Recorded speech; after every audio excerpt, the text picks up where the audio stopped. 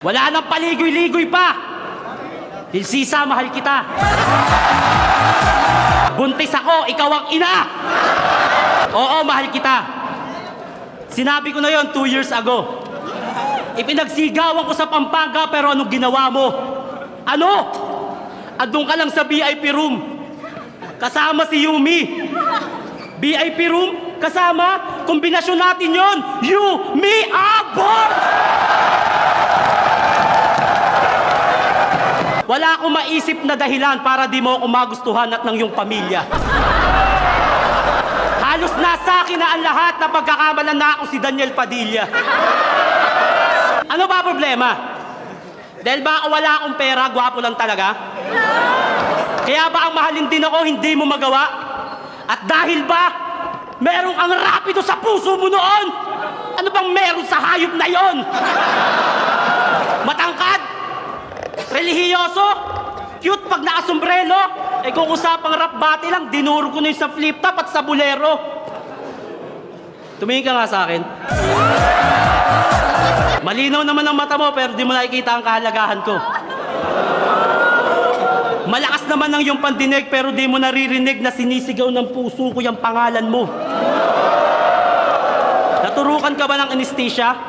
Kasi masyado ang manhid. Hindi mo matutunang mahalin ako.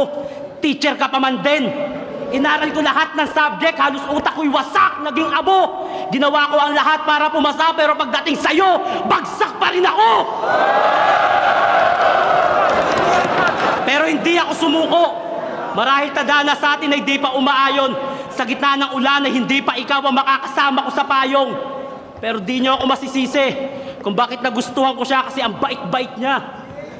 Mahal na mahal kita, Dilsisa, kahit ang sakit-sakit na. Oo, masakit. Pag nakikita kitang masaya, pero hindi ako ang dahilan. Yung mga ngarap ka makapunta ng ibang bansa, pero hindi ako ang gusto mo makasama kahit kailan, masakit. Na ako ang kasama mo ngayon, pero nasa iba ang yung diwa. Dahil ko bang dinuko sinaksak, binaril at katawan ay puro hiwa. Nagmalang naman ako, nasaktan, tumaba. Pinaasang may pag-asa rin. Nasa na? Nawala. Ano ba kailangan? Pera? Kotse? Kondo? Para matanggap ng iyong magulang? Malapit na akong yumaman, babe. Pera na lang ang kulang.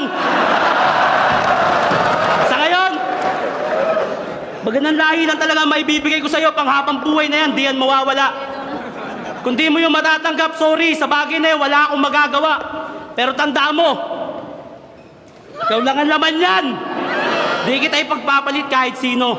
Promise, cross my heart, ikaw lang, asawa ko 25.